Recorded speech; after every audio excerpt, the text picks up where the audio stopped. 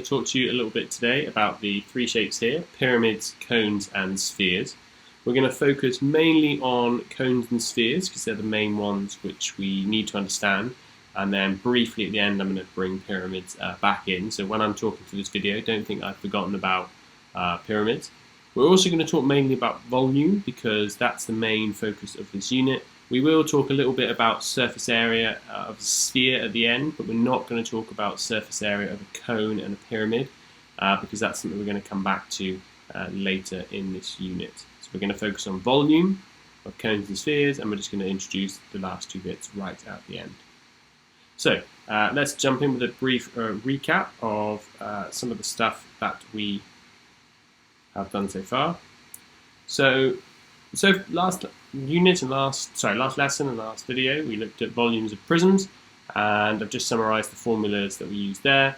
We talked about how for any prism we have this formula of cross-section times depth. So we moved away from like cuboids where you do length, width and height, and we've tried to move to this more generic formula. We can look at it for shapes that are like polygons, so like a triangular prism. We could say, okay, cross-section times depth, base height times 2.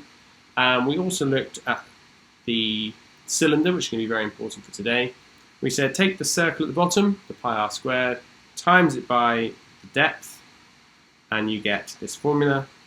Sometimes as well we might hear the height called h, so we could say pi r squared h. Pi r squared being the circle, d being the three-dimensional projection. That's going to be very important. If you still don't understand that, then stop watching this video, go back to the last one, because if you can't do a cylinder, you can't do a cone or a sphere. So that's very important. So here are our three shapes. Now, like I just said, we've looked at this one here, pi r squared h for the cylinder, and we're going to say h is the height, it could also be called the depth, and it's that distance between the two cross sections, the bit that's the same on either side. Now we've got a cone, a sphere, and a cylinder in this picture, and just for this example we're going to say, well, if you look at those, we're going to assume something to help us, and then we're going to backtrack at the end. We're going to say what happens if you have a cone, a sphere and a cylinder, and they're all the same height and they've all got the same radius of the circle. Now when we look at the sphere, that's the easiest one to do. We know that a radius is the same in every direction. So we can see on that sphere we've got like a cylinder in the middle, and it's got a radius that goes like that. But we also know that a radius is the same going in any direction.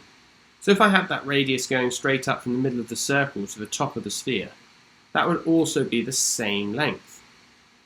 Similarly, if it went from the middle straight to the bottom, it would be the same length.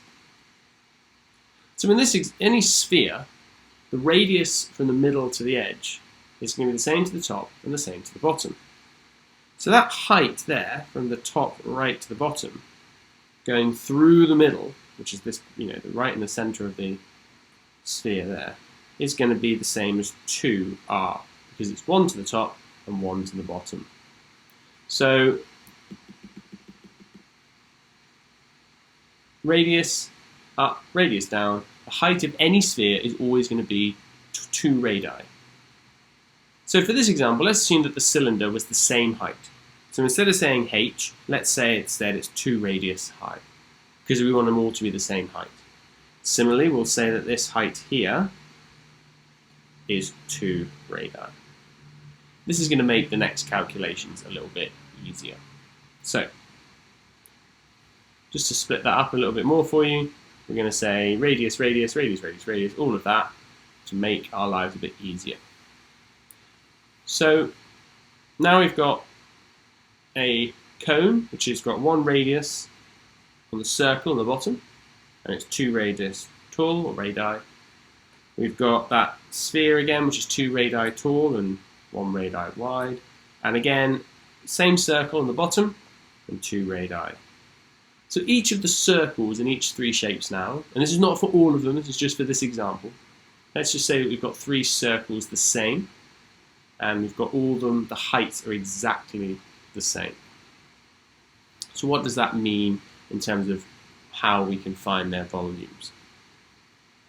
Well, let's start off with the cylinder, because we know about the cylinder. we know from what we were talking about earlier that the formula we can use is pi r squared times the height. Pi r squared being the circle. So we can see here that the circle is still pi r squared. But the height, which is this bit here, is now 2r. So we can replace that height with 2r. If we multiply that out, we've got 2r times the r squared. So r times r squared gives us r cubed. And we've got two of them, but we've still got the pi. So we can think of it as 2 pi r cubed. This cylinder here would have a radius of 2 pi r cubed.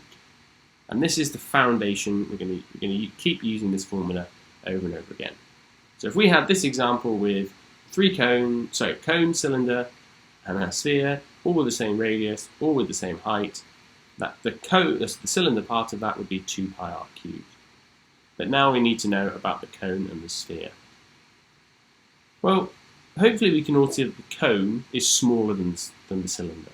So it's going to have a lower volume. Similarly, the sphere would be able to fit inside of the cylinder, the cone. If you think about, and this is not going to be a great drawing, but think about a tennis ball going into the cylinder that it comes in. If you buy a tennis ball, it kind of looks something like this, and the tennis ball sits inside the sphere.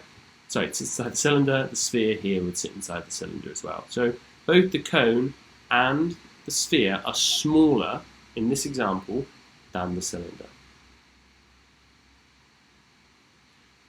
So, I should say cubed. So how does that help us to find the volume? Well, this is when normally, if we were in class, I would show you a little experiment that's very old, based on some stuff that Archimedes did back in ancient Greek times. But basically, the experiment was if you take water and you take a cone, a sphere, and a cylinder, and you fill them all up with water. And I'll try and attach a video to this video that shows you this in action, because obviously I can't do it in front of you like I normally would if we're in the classroom. But if you fill up a cone and this sphere and this cylinder with water, what you'd find is very interesting.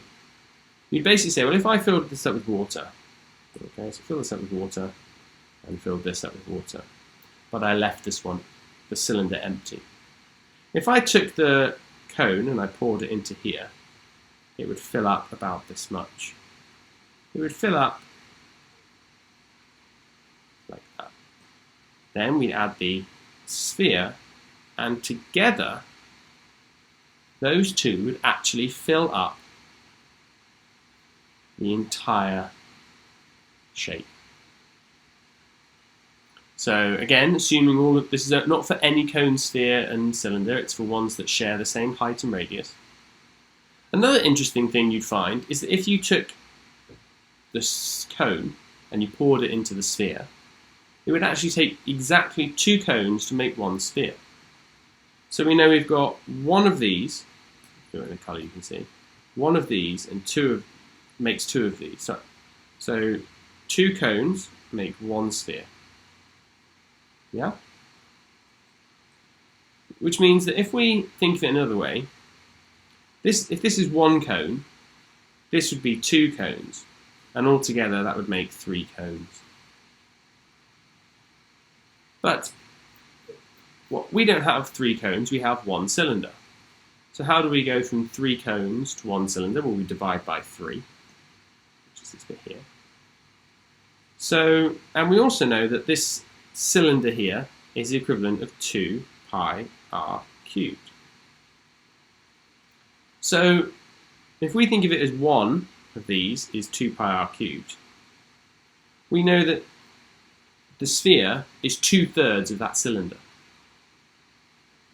We also know that 1/3 of the cone and 2/3 of the sphere makes 1 cylinder. So, like any good mathematician, we can put that into fractions. We can say 1/3 and 2/3 makes a whole. And we know it's 1/3 of the cylinder, and we know the formula for a cylinder. Now it's starting to get a bit confusing. Don't worry, it does get better. So we can do a little bit of multiplication. We know that, I'll highlight the important bits, a third and 2/3 makes a whole. So if I take a third and 2/3 of what we know to be a cylinder, well, a third of the cylinder being 2 pi r cubed, a third times 2 is 2/3. 2/3 times 2 is 4/3. And 2/3 and 4/3 makes 2 altogether, which brings us back to our formula of 2 pi r cubed. So what does this mean? I'm just saying lots of numbers now. Let's try and make that a bit easier. Well, when you fill it with water, we know 3 cones makes a cylinder. So if we know that the formula here is 2 pi r cubed and this is 2/3, and we divide that both by 2, then we can see that one whole cylinder, a cone, is a third of a cylinder. Let's go back to now just saying, what about if it has any height? Well, we know at the beginning we said a cylinder is the same as pi r squared h. And we know that any cone is a third of the cylinder with the same height and radius. So we take the same formula, we divide it by 3. We now know that a cone is a third of a cylinder. Literally, the volume of a cone is the third the size of a cylinder. So we just say, imagine you had that cylinder, and you can see the little diagram there. Imagine you had a cylinder around the cone going straight up from the edges, circle at the top, pointy bit right in the middle. You work out the whole cylinder and then divide it by 3, or multiply it by a third. Now, spheres are slightly different. Spheres are a bit easier. Because we know that every single sphere, and if we go right back to the beginning, okay, we said that every sphere is always 2 radii tall, and we know that that sphere can go inside of the cylinder. Let's go right forwards now. We can say that any sphere is 4/3 of the cylinder. Well, it's 4/3 of 2 cylinders. It doesn't really make sense, but this here is the formula. Like I said, I am kind of missing out some big chunks. And if you are more interested, there's some really great videos you can find on YouTube that talk about how you can derive this much more with some more advanced algebra.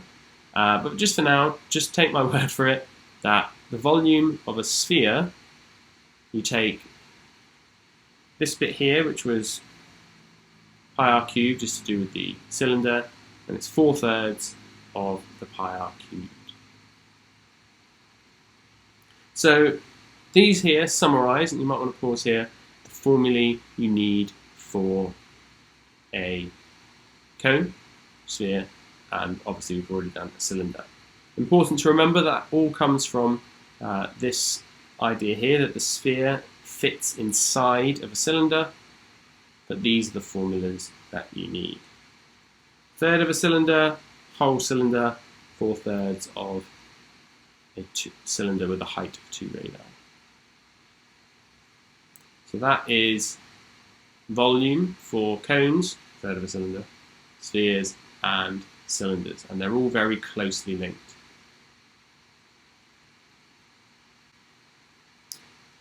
We also said we were going to talk about pyramids. So let's think about what a cone is.